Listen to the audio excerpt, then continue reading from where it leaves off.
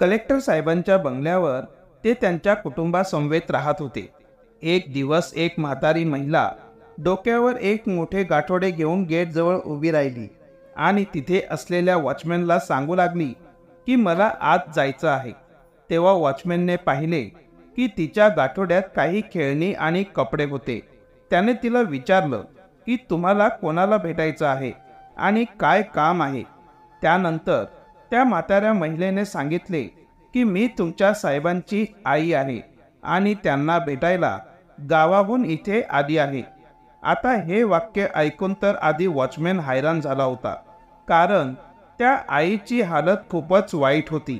त्या महिलेने मळके फाटलेले कपडे घातलेले होते आणि डोक्यावर एक गाठोडे ठेवले होते.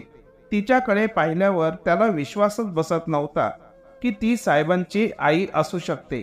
पण तरीही तो वॉचमॅन तिला तिथे एका सावलीत बसवतो आणि आत जाऊन त्याच्या साहेबांना त्या म्हाताऱ्या महिलेबद्दल सांगतो. आता जेव्हा आपल्या वॉचमॅनच्या तोंडून हे ऐकतात तेव्हा त्यांच्या साहेबांसोबत त्यांची बायको देखील बाहेर येते आणि बाहेर आल्यानंतर कलेक्टर साहेब त्यांच्या आईला ओळखण्यास नकार देतात. म्हणतात की मी तुम्हाला अजिबात ओळखत नाही आणि कोण आहात तुम्ही आणि इथे कशासाठी आलेले आहात. तेव्हा त्यांची आई पाहताच समजते की मुलगा आता खूप मोठा माणूस झाला आहे, म्हणूनच तो आता त्याच्या जन्मदात्या आईला सुद्धा ओळखत नाहीये. या गोष्टीचं त्यांना खूप वाईट वाटतं आणि त्यांच्या डोळ्यातून अश्रू वाहू लागतात. त्या रडतच म्हणतात की माफ कर बाळा, मला माझ्याकडून चूक झाली, मी चुकून तुझ्या घरी आली, असं म्हणत त्या रडतच तिथून जाऊ लागतात. इकडे त्यांचा मुलगाही घराच्या आत निघून जातो. पण जाता जाता त्या वॉचमॅन जवळ एका चिठ्ठीत काहीतरी लिहून देतात आणि त्याला सांगतात की तू फक्त एवढी चिठ्ठी तुझ्या साहेबांना नेऊन दे, मी इथून चालली आहे. असं काय लिहिलं होतं त्या चिठ्ठीत? त्यांच्या मुलाने त्यांना ओळख देण्यास नकार का दिला? संपूर्ण कथेचे सत्य जाणून घेऊया या कथेच्या माध्यमातून. मित्रांनो, ही कथा उत्तर प्रदेश या शहरातील आहे. उत्तर प्रदेशमध्ये नवरा बायको राहत होते. नवऱ्याचं नाव जसवंत आणि बायकोचं नाव ममता होतं. त्या लोकांच्या लग्नाला बरेच दिवस झाले होते, पण अद्याप त्यांना मूलबाळ नव्हतं. ते लोक बऱ्याच ठिकाणी फिरून आले, बऱ्याच ठिकाणी जाऊन आले, बऱ्याच डॉक्टरांकडे जाऊन उपचारही घेतले. मंदिर, मस्जिद, दर्गा, चर्च, प्रत्येक ठिकाणी जाऊन मुलासाठी त्यांनी प्रार्थना केली. असाच बराच वेळ निघून गेला आणि काही दिवसांनी अचानक ममताला समजले की ती गरोदर आहे आणि काही महिन्यातच तिला मूल होणार आहे. ही गोष्ट ती तिच्या नवऱ्याला सांगते. तिचा नवराही मुलाला घेऊन खूप टेन्शनमध्ये असायचा, त्यामुळे तो दारूही प्यायला लागला होता. पण ही बातमी ऐकताच तो आणखीन जास्त दारू पिऊ लागतो, कारण आत्तापर्यंत तो मुलगा होत नाही या टेन्शनमध्ये दारू पित होता. पण आता जेव्हा ही आनंदाची बातमी त्याला मिळते तेव्हा तो जास्त आनंदात जास्त दारू पिऊ लागतो. आता हळूहळू त्याच्या बायकोच्या डिलिव्हरीची वेळ येते. मात्र पत्नीच्या प्रसूतीची वेळ येताच जसवंतला कळतं की जास्त मद्यपान केल्यामुळे त्याला असा आजार झाला आहे ज्यामुळे त्याचा 2 ते 3 महिन्यात मृत्यू होईल. आता हा विचार करून तो आतून जास्त अस्वस्थ होतो. तो बायकोला हे अजिबात जाणवू देत नाही. मित्रांनो, हळूहळू प्रसूतीची वेळ येते आणि प्रसूती होते आणि जसवंतची पत्नी ममता हिने एका फुलासारख्या मुलाला जन्म दिला होता. आता घरात मुलगा जन्माला आल्याने आणखीन जास्त आनंद साजरा होऊ लागला होता. इकडे जसवंत त्याच्या आजारपणाच्या टेन्शनमध्ये होता, पण तो विचार करत होता की काही हरकत नाही, आता मूल जन्माला आला आहे तर माझा वंशज तो सहज पुढे नेणारच. आणि त्यानंतर या आनंदाच्या प्रसंगी तो आणखीन जास्त दारू पिऊ लागतो. अल्कोहोलच्या ओव्हरडोजमुळे त्याचा आजार आणखीन जास्त वाढू लागतो आणि याच कारणास्तव अचानक त्याचा मृत्यू होतो. आता घरात 2 वातावरण तयार झाले होते, एक सुखाचा आणि एक दुःखाचा. एकीकडे ममताने एका मुलाला जन्म दिला होता, पण त्याच वेळेस दुसरीकडे तिच्या पतीचा मृत्यू झाला होता. यामुळे ममता खूपच जास्त काळजीत होती. आता तिचं वयही वाढलं होतं, पण तिला सुचत नव्हतं की आता काय करावं. आता यानंतर तिचे शेजारी काही दिवस तिला मदतही करतात, पण काही दिवसांनी तेही तिला मदत करणे सोडून देतात. मित्रांनो, ममता आता एकटी पडली होती. तिच्या पतीचे आधीच निधन झाले होते आणि आता मुलाच्या संगोपनाची जबाबदारी तिच्यावर आली होती. यानंतर ममता आपल्या मुलाचे संगोपन करण्यासाठी इतरांच्या घरी काम करू लागते, कारण तिचे पती मजूर होते. त्याच्याकडे अजिबात शेती नव्हती. गावात फक्त एक छोटंसं घर होतं, जे त्यांना वारसा हक्काने मिळाले आणि त्यांनी फक्त हेच घर ममतासाठी सोडले होते. ममता इकडे तिकडे इतर लोकांच्या घरी कबाड कष्ट करत होती आणि आपल्या मुलाला आधार देत होती. हळूहळू तिचा मुलगा आकाश शाळेत शिकायला जाऊ लागतो. तो शाळेत शिकतो आणि इकडे त्याची आई इतरांच्या घरी काम करून त्याची फी भरायची आणि हळूहळू हे काम करत वेळ जाऊ लागला. तिचा मुलगा आता 10वीत गेला होता. एके दिवशी त्याची आई शाळेतून त्याला घ्यायला येत होती. तेवढ्यात वाटेने जाताना तो आईला म्हणतो, आई, मला न्यायला येत जाऊ नकोस. इथली सगळी मुलं माझी चेष्टा करत राहतात की तुझी आई इतरांच्या घरी काम करते आणि तू एक मोलकरणीचा मुलगा आहेस. कारण मित्रांनो, ममताने आपल्या मुलाला चांगल्या शाळेत प्रवेश दिला होता आणि ममता ज्या घरात काम करायची त्या घरातील मुलंही त्याच शाळेत शिकायला होती. ते मुलं म्हणायचे की तुझी आई आमच्या घरी कामाला येते आणि तू तिचा मुलगा आहेस आणि तुझी आई खूप घाणेरडी आहे. आता ममताला तिच्या 15 वर्षाच्या मुलाकडून हे ऐकताच प्रथम तिला खूप वाईट वाटले, पण मग तिला वाटतं की काही हरकत नाही. मुलाला जर वाईट वाटत असेल तर म्हणून तो असं बोलला असेल. म्हणून ती तिच्या मुलाला म्हणते की ठीक आहे बेटा, आता तू मोठा झाला आहेस, त्यामुळे आता तू स्वतः शाळेतून घरी येऊन जाऊ शकतोस. हळूहळू असाच वेळ निघून जातो. त्याचे शालेय शिक्षण पूर्ण झाले. तो अभ्यासात अतिशय हुशार होता. कधी कधी आकाशचे शिक्षक ममताला सांगायचे की तुमचा मुलगा खूप हुशार आहे, हा एक दिवस खूप मोठे पद मिळवेल. आता हे ऐकल्यानंतर ममतालाही वाटतं की माझा मुलगा खूप मोठा अधिकारी होईल आणि म्हणूनच ती तिच्या मुलाला म्हणते की तू अभ्यास करून एक मोठा अधिकारी व्हायचा आहे. आणि मित्रांनो, आकाशनेही तिची इच्छा पूर्ण करण्यासाठी आणि पुढच्या शिक्षणासाठी शहरात जायचं बोलतो. तो म्हणतो की आई, मी शहरात जाईन, पण शहरात गेल्यावर मला जास्त पैसे लागतील, कारण तिथे अभ्यास करायला जास्त खर्च येईल. तेव्हा त्याची आई म्हणते की बेटा, पैशांची काळजी करू नकोस. आज मी 4 घरात काम करत आहे, तर 10 घरात काम करेल, पण मी तुला पैशांची कमतरता कधीच भासू देणार नाही. त्यानंतर ती तिच्या मुलाला शहरात शिकायला पाठवते आणि दर महिन्याला ती त्याच्या खर्चासाठी 10 ते 12 हजार रुपये देते. हळूहळू वेळ असाच निघून जातो आणि तो पदवीधर होतो आणि पुढे तो मोठा अधिकारी होण्यासाठी कोचिंग करू लागतो. आता आपल्या घरच्या परिस्थितीचा विचार करून मोठा झालेला आकाश खूप मेहनत करतो आणि मेहनत केल्यावर एक दिवस त्याला त्याच्या मेहनतीचे फळ मिळते. आणि जेव्हा आकाश कलेक्टर बनतो तेव्हा सगळ्यात आधी तो ही आनंदाची बातमी त्याच्या आईला देतो आणि तिला सांगतो की तो एक कलेक्टर झाला आहे. आता त्याच्या आईला हे ऐकताच ती आनंदाने वेडी होऊन संपूर्ण गावभर ओरडत सांगते की माझा मुलगा कलेक्टर झाला आहे, माझा मुलगा कलेक्टर झाला. पण लोक तिच्यावर विश्वास ठेवत नाहीत. ही म्हातारी म्हातारपणात वेडी झाली आहे आणि म्हणूनच अशी म्हणते. कुठेही कामवाली बाई आणि तिचा मुलगा कलेक्टर कसा होणार. यानंतर परिसरातील लोक तिची चेष्टा करू लागले, पण आपला मुलगा कलेक्टर झाल्याचा म्हाताऱ्या आईला खूप आनंद झाला. वेळ असाच हळूहळू निघून गेला. तिचा मुलगा ट्रेनिंगसाठी जातो आणि ट्रेनिंगला जाताच तो एका मुलीच्या प्रेमात पडतो आणि तिथेच तिच्याशी लग्नही करतो. आता तो त्या मुलीच्या प्रेमात पडला होता. त्याने तिच्याशी बोलणं सुरू केलं तेव्हा त्याने मुलीला सांगितलं होतं की या जगात माझं कोणीही नाही, तो एक अनाथ मुलगा आहे. यानंतर आकाश एक कलेक्टर झाला होता. एका जागी त्याची पोस्टिंग होते आणि त्याचं लग्न तर आधीच झालं होतं. तो त्याच्या आईला फोनवर त्याच्या लग्नाची बातमी सांगतो. पण हे ऐकताच तिच्या डोळ्यातून अश्रू वाहू लागतात, कारण तिने तिच्या मुलाच्या लग्नासाठी खूप मोठी स्वप्न पाहिली होती. पण तिच्या मुलाने तिची सर्व स्वप्न चक्काचूर केली होती. त्यानंतर ती त्याच्याशी अधिक वेळ बोलती. तो तिला सांगतो की मी इथे चांगली नोकरी करत आहे आणि इथे एक मोठा बंगलाही आहे आणि आम्ही त्याच घरात राहतो. तो त्याच्या आईला त्याचा पत्ताही सांगतो की आई, आम्ही इथे राहतो. त्यावर त्याची आई म्हणते की बाळा, तू मला कधी भेटायला येत आहेस? मला माझ्या सुनेला तर दाखव.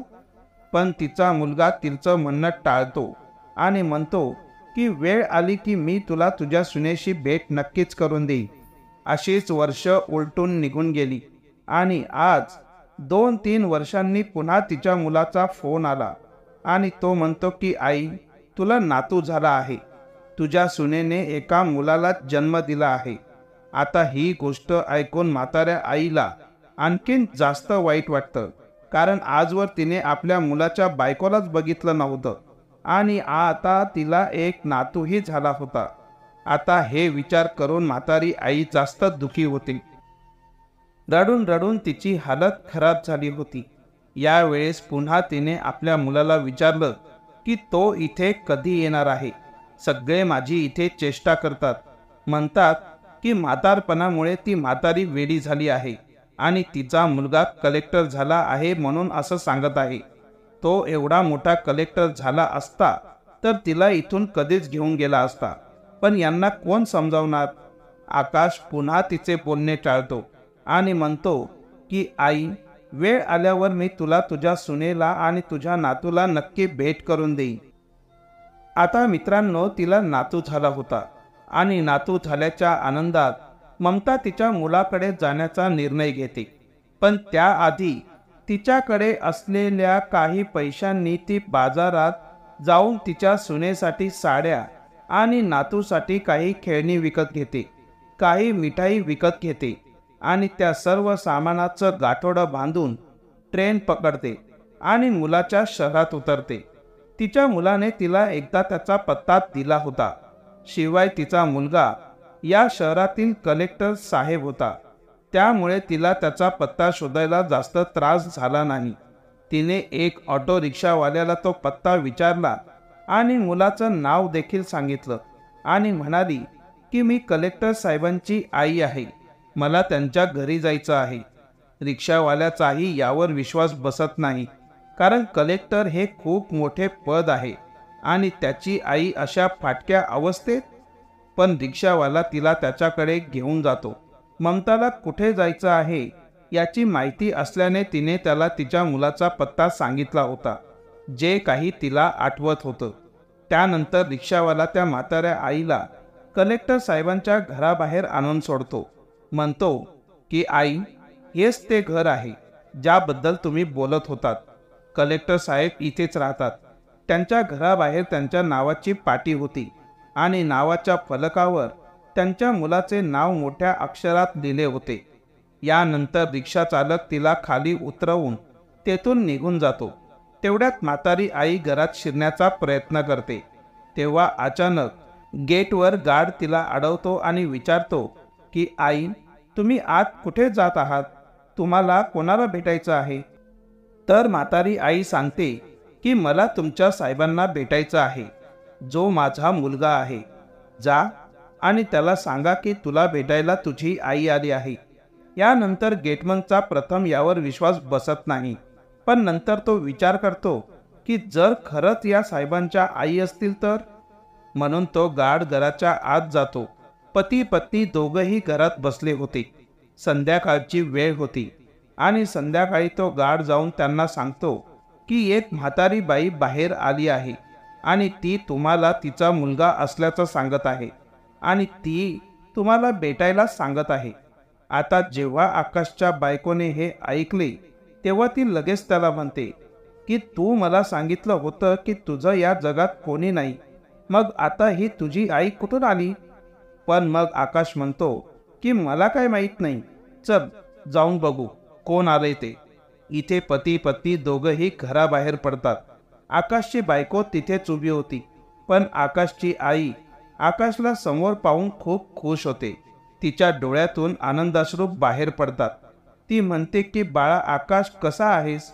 हे बघ, तुझी आई तुला भेटायला आली आहे. तेव्हाच आकाश म्हणतो, कोण आहेस तू? मी तुला ओळखत नाही आणि मी तुझा मुलगाही नाही. तुझा काहीतरी गैरसमज झाला आहे. तू तुझ्या मुलाला दुसरीकडे जाऊन शोध. आता जेव्हा त्याच्या आईने हे ऐकले तेव्हा तिला लगेच समजते. ती आपल्या मुलाला चांगली ओळखत होती की तिच्या मुलाला तिला भेटायचेच नाही. आता यानंतर ती आपल्या सुनेकडे पाहते आणि लगेच म्हणते की बाळा, माझ्याकडून चूक झाली आणि कदाचित म्हातारपणात माझी नजरही कमजोर झाली आहे, म्हणूनच मी तुमच्या घरी आली आहे. असं म्हणताच आकाश त्याच्या पत्नीसह घरात निघून जातो. इकडे म्हातारी आई त्याच्या गार्डला बोलवते आणि म्हणते की बाळा, तू माझ्यासाठी एक पत्र लिहू शकतोस का? तेव्हा तो गार्ड म्हणतो की ठीक आहे आई, मी तुमच्यासाठी पत्र लिहून देतो. बोला, काय लिहायचं आहे? गार्ड आतून पेन आणि कागद घेऊन येतो आणि म्हणतो, आई बोला, काय लिहायचं आहे? त्यावरती म्हातारी आई म्हणते की बाळा, माझा मुलगा मागून आला तर त्याला ते पत्र दे आणि त्यांनी माझ्याबद्दल काही विचारलं तर त्यांना सांग की ती आई जिथून आली होती त्याच ठिकाणी परत निघून गेली. हे ऐकून तो गार्ड ते पत्र ठेवून घेतो. पण ही गोष्ट त्याला आतल्या आत खात होती की या म्हाताऱ्या आईने असं का लिहिलं असेल. कारण त्या म्हाताऱ्या बाईने पत्रात जे काही लिहिलं होतं ते ऐकून गार्ड चिंतेत पडला होता. काही वेळाने त्याचा मालक तिथे येतो आणि मग तो म्हणतो की माझी आई कुठे आहे? तेव्हा तो गार्ड त्यांना ते पत्र देत म्हणतो की तुमची आई जिथून आल्या होत्या तिथेच परत निघून गेल्या. यानंतर आकाश ते पत्र त्याच्या खिशात ठेवून आत निघून जातो. आत जाताच त्याने त्याचे कपडे चेंज करून नाईट ड्रेस घातला. तितक्यात तिथे त्यांची बायको आली आणि ते कपडे सांभाळून ठेवू लागली. तेवढ्यात त्या कपड्यांच्या खिशातून ते पत्र खाली जमिनीवर पडले. तेव्हा आकाशलाही त्या पत्राकडे पाहू लागला, कारण तो ते पत्र वाचायला विसरला होता. पण आता तो घाबरला होता, कारण ते पत्र आता त्याच्या बायकोच्या हाती लागले होते आणि ती ते पत्र वाचू लागली होती. ते पत्र वाचून त्याच्या बायकोच्या डोळ्यातून पाणी आले आणि ती ढसाढसा रडू लागली. त्यानंतर ती तिच्या नवऱ्याकडे पाहून म्हणाली की तुम्ही असं कसं करू शकता? ज्या आईने तुम्हाला लहानाचं मोठं केलं, तुम्हाला तुमच्या पायावर उभं केलं आणि या लायक बनवलं की तुम्ही समाजात ताठ मानेने जगू शकाल, आणि आज त्याच आईला तुम्ही ओळखण्यास नकार दिला? हे ऐकून आकाश लगेच त्याच्या पत्नीला म्हणाला की मला माफ कर, माझ्याकडून खूप मोठी चूक झाली. सुरुवातीला जेव्हा मी तुझ्या प्रेमात पडलो होतो तेव्हा मी तुला सांगितलं होतं की या जगात माझं कोणीही नाही, पण माझ्या आईनेच मला लहानाचं मोठं केलं आणि मला सक्षम बनवलं. आता ती अचानक इथे आली होती. मला भीती वाटत होती की माझं रहस्य उघड होईल आणि म्हणूनच मी तिला ओळखण्यास नकार दिला होता. आता मित्रांनो, हे ऐकून त्याची बायको त्याला समजावून सांगते की ही चांगली गोष्ट नाही. ज्या आईने तुमच्यासाठी इतकं काही केलं तिला आज तुम्ही दारातून माघारी पाठवून दिलं, हे तुम्ही चांगलं नाही केलं. आता आकाश मात्र खूप भावुक झाला होता आणि त्याच्या डोळ्यातून अश्रू येऊ लागले होते. त्यालाही कळून चुकलं होतं की आज त्याने जे काही त्याच्या आईसोबत केलं ते खूप चुकीचं होतं. मग त्याने ठरवलं की आपण सकाळी लवकर उठू आणि लवकर उठल्यानंतर तो त्याच्या बायको आणि मुलाला घेऊन त्याच्या आईला भेटण्यासाठी जाऊ. खरं तर मित्रांनो, तुम्हाला प्रश्न पडला असेल की त्या पत्रात त्या म्हाताऱ्या आईने असं काय लिहिलं होतं. त्या पत्रात तिने लिहिले होते की बाळा, मी तुला यासाठी लहानाचं मोठं नाही केलं की तू मोठा माणूस झालास की मलाच विसरशील, पण मला आता कळून चुकलं आहे की तू आता खूप मोठा माणूस झाला आहेस आणि आता तुला माझी गरज उरली नाही. तुझे कुटुंब छान आहे.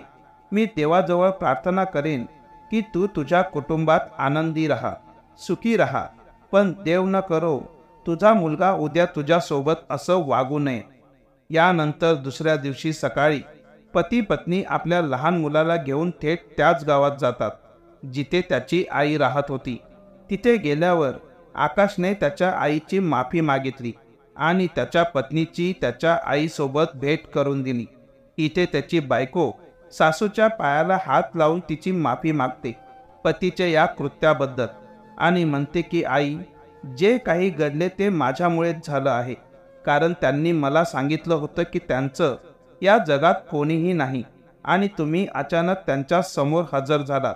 त्यांना त्यावेळेस काही करावं तेच समजत नव्हतं, म्हणूनच ते तसं बोलून गेले. पण रात्रभर रडून त्यांनी स्वतःचे हाल करून घेतले आहेत आणि म्हणत होते की मी माझ्या आईसोबत खूप वाईट केलं. यानंतर आईचे प्रेमही जागृत होते आणि ती आपल्या मुलाला मिठी मारते.